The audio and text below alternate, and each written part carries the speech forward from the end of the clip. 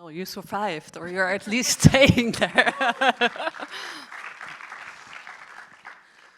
Thank you so much for being here and for this film. Rewatching it, I was sort of captivated anew by this dance that you've choreographed, this kind of emotional dance between these three women. And I want to start by asking you how you found your way to Anna, Charlotte, and Ines, and set yourself the task of kind of triangulating their emotional realities in this way. Could you speak about where these characters came from?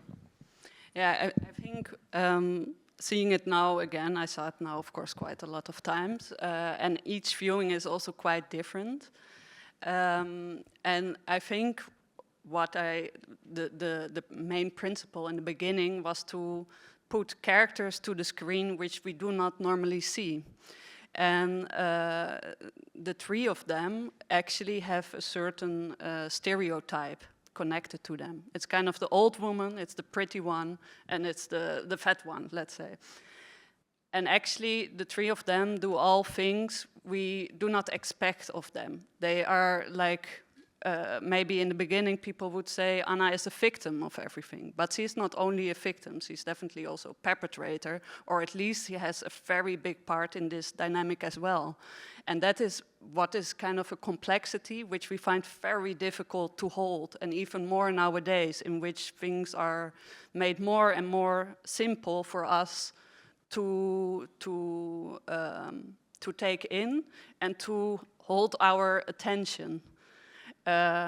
So I think I was looking for characters and for complex women in that sense who do something else. And Jill, who plays Anna, is a non-actor. She has no acting experience. So I took a very long time actually in finding her, because we did go to casting agents, and I was really not finding there what I was looking for, which was actually someone who, was complex and smart and funny, and I think it's, also agencies have, of course, often really the most classical pretty woman in there, and she is absolutely stunning, I think, but different than what we are seeing in narrative fiction. Definitely, if you look at Hollywood, there are so many kind of women or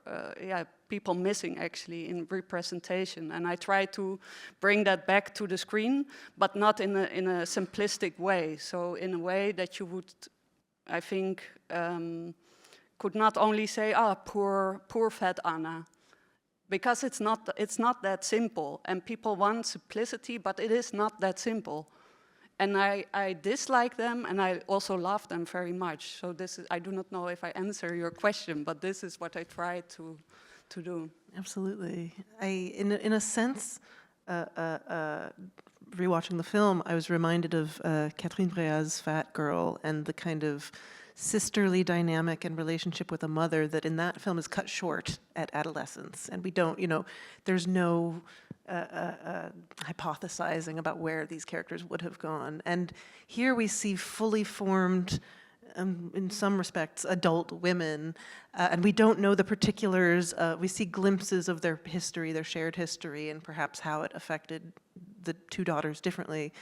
And I'm curious at the writing stage, how you decided or determined what to let us know about these women and what to hold back and what to leave us to sort of discover through their silences or their sort of euphemistic barbs, for instance. I think what you touch upon is actually quite important, and this is the fact that they are adults. If they would be children, they have very childlike characteristics, in the sense that they cannot hold each other's truth. Mm-hmm. So it's only their perspective, and the other person has another perspective, but they cannot kind of grasp that. So and actually, I think one part of being an adult is that you can hold multiple perspectives. So while writing, I think this was something what I found important. It's to create these characters who were doing things I think we can absolutely judge, but I think in a way they are also highly relatable, maybe. Yeah, Yeah, and I think another thing that struck me was the way in which they talk about worrying about each other, and how the mother worries about her daughters and the daughters worry about each other's health or each other's weight or each other's well-being. And so often it's this worrying comes awfully close to feeling like judgment, or like you're couching judgment in worry. yeah. And I'm curious if this kind of was this dynamic, this sibling and parent-child dynamic, specifically in adulthood, one that you drew from a personal place, or from any sort of personal experience, or is it because at the same time it's sort of there's an observational distance for all the intimacy that the film offers.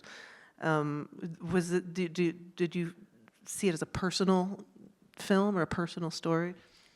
No, it's not necessarily highly personal, although there's probably a lot of me in there as well, or of my family. I had quite a complex grandmother, so the donkey stuff, this is absolutely comes from my grandmother.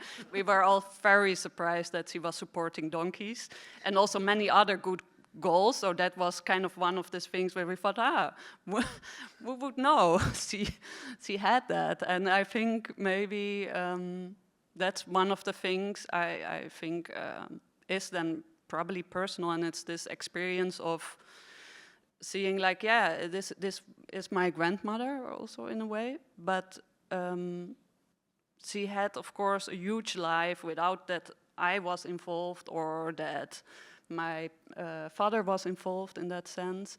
And the same counts for them. It's just that they only address her as mother. And this is, yeah, also a part of growing up, is to see that your parents had probably a really big life without you in there, and you do not necessarily always matter. Mm-hmm. And also something what I think is, because you ask if it's personal or private, I'm never sharing so much private things, but one of the things is, of course, that I think we live now in a world where this kind of quest for attention is so high, and actually we could somehow say that this film is grotesque or absurd. But then I start to feel in a world that becomes even far more absurd. And I think for me, actually the most painful thing now to watch is that I think it's completely absurd, and in a way, it's not absurd at all anymore. I'm glad you mentioned absurdity, because I think the film kind of walks along a knife's edge between this sort of surreal, absurd, almost fantastical lens into these women's world, but also just this incredibly naturalistic, immediate, sort of tactile reality that we're plunged into with these women. And so how did you approach this sort of challenge of balancing the absurd, the fanciful, the abstract with the very real task of illustrating a very true-to-life emotional dynamic? Yeah, I mean, I think it's good maybe for people to know that this film was not shot in one time. It was actually 5 parts. And sorry, I forgot kind of your question, but just kind of the absurdity, the yeah. Oh yeah, like this. So I started the story, and I thought it was actually far more realistic than in the end it became, because we started to shoot, and I started to feel a certain complete absurdity to it, which which I found very interesting, into kind of this very realistic kind of world. And so I could take it and start to make it slowly bigger. And one of the things where it started, because this whole process was very intense, very high, very much lows, and I'm working with lots of rehearsals. And for this film, we went actually all together nicely to France, because I thought that's a great idea, because then we can practice the backstory of this family. And we went there. Was it not that, like, one of the main actresses, the mother, we kind of lost her on the airport in München. She had really problems. She was, like, accompanied, put back on the plane to Berlin.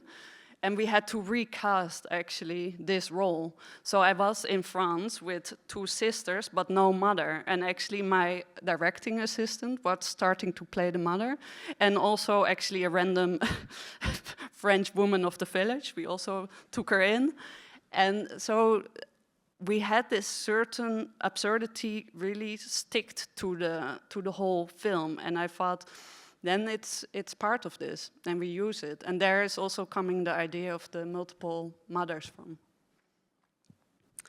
On the level of craft and sort of constructing the film, I'm so curious about the soundscape and the way in which sound is used kind of expressionistically. Sometimes it drops out entirely or is muted. Sometimes it's sort of exaggerated in the sort of amplified textures, like in the opening scene with the food and the way you hear the food, and then of course the way that music also plays into that as a sort of dimension of the film. Could you just speak a bit about the sound?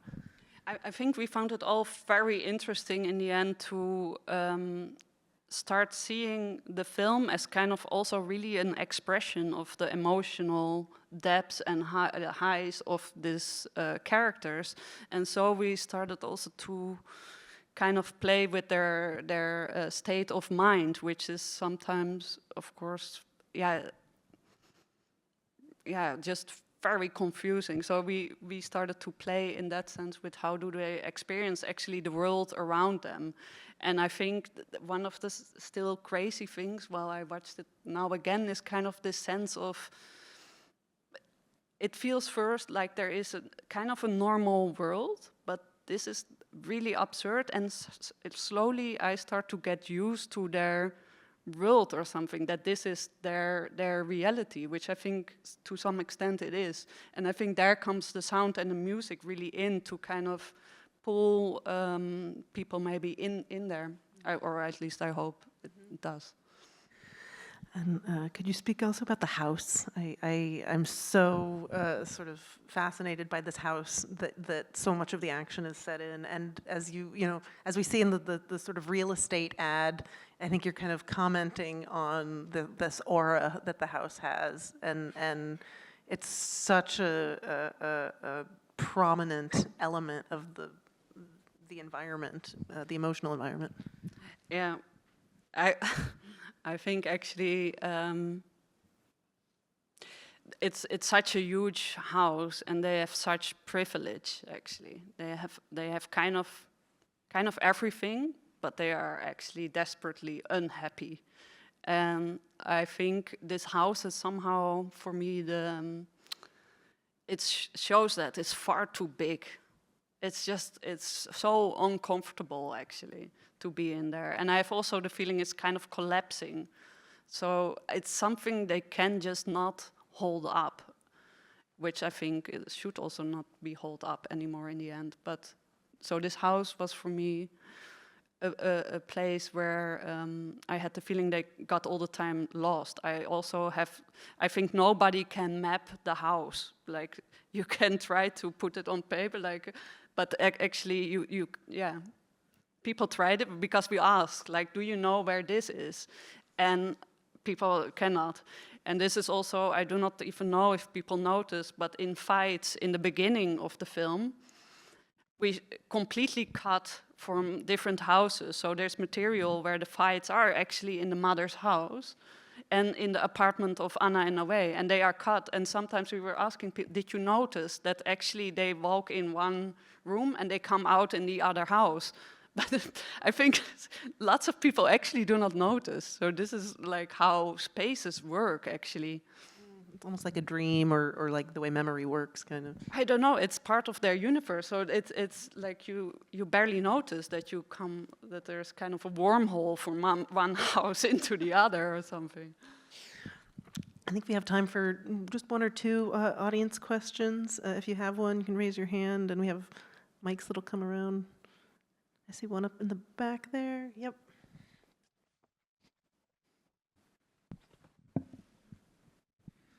Hi. I would like to ask you, you spent a lot of time describing Anna's personal lives, but not Charlotte. Why did you do this? Because I wanted to really, in the end, have Anna as the main. And so we experienced the most from her, and Charlotte is kind of getting attention as well. But I did not want to dive in there because that would only make it more. I think in the end we tried with a few scenes, and I just felt this is not working. It's not adding actually to the film. Yeah, that's actually the short answer.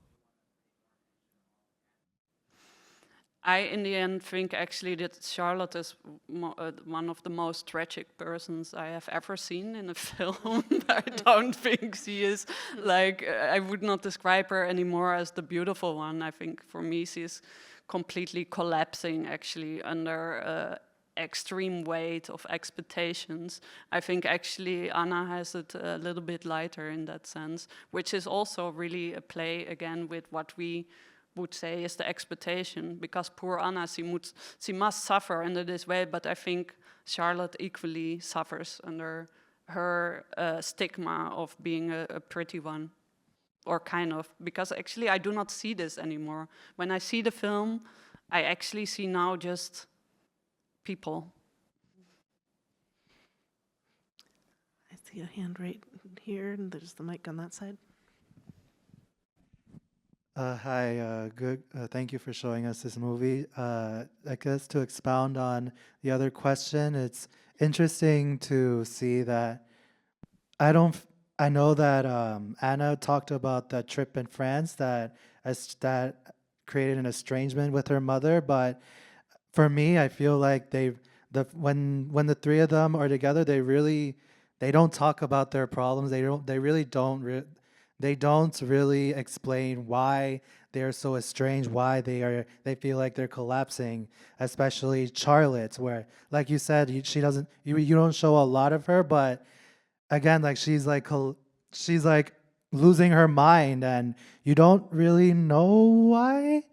and I also it also adding into the younger Inez in the older scenes, in the other scenes, to showcase the adult children and the young Inez.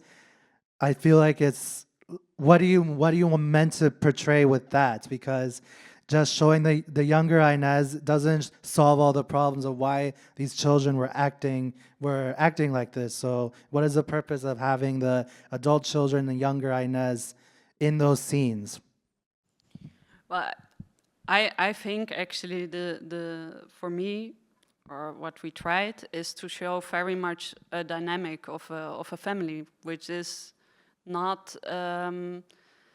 I think we are probably used, and you're trying to search for a clear point to say, yeah, but look, this happened, and this is why they turned out to be like that. But we are not results necessarily of this one kind of event. Often we get shaped, and they are shaped, and we see the shaping happening over multiple scenes. As it comes like to the younger mother, I would say, I'm also, of course, a daughter. I have a mother. When I am with my mother, sometimes I have the feeling she is not necessarily the age she has. She has also, sometimes she is on a height where she is almost my age or my And this makes it sometimes highly confusing, because where do I position myself as a daughter, or as a person for that fact? So the fact that she swaps sometimes, or like there are a few moments, is kind of a very, it's a result of being very confused in interaction with a parent, or in this case with a mother. I see a hand back there. Yep. Hi, first of all, thank you so much for making it. I found it to be exquisite. Maybe to add to that comment a bit, I wanted to ask you about magical realism, because it almost feels like you're doing some sort of evolved version of magical realism, both through the presentation of the mother, as that other comment mentioned, but also the donkeys. And do you think of it as magical realism, or do you think of it more as time play or something else even? No, I think there is something what is very magical, realistic in there. And this was one of the things which we did not really expect beforehand. It's a part really of working the way I do, so not the whole script in one shoot, but to go alongside the way. So after each shooting period, we kind of edit the material. Then I start again to rewrite and to act with the actors, and then we continue again. So we did this over a longer period of time, and there came actually this element more and more in, because I think it's pulled us very much into that direction, and I find it just also a very interesting way to play with all the body of works which are there already in cinema, and to start merging them and be playful with it. So actually I had a lot of fun with that. Yeah, it's a little question. Are we losing our minds? Are they losing their minds? Absolutely, yeah. We can perhaps take one more short question. I see one right here. We're tight on time, but we can. You know, I was just noticing, it just occurred to me, that there's an absence of men. There are no fathers, husbands, or boyfriends. It's not exactly a question, but I'm just, wondering about that. Yeah, there is one in the house, but I think he will never come back in this house. At the dinner party? At the dinner party. Yeah, it's true. Yeah. I have They to. are absent. As one of three sisters, I recognize that dynamic where sometimes the men are not part of the conversation. I think it was just also something what I thought, this can just exist with them without to make also, like actually the absence tells also something.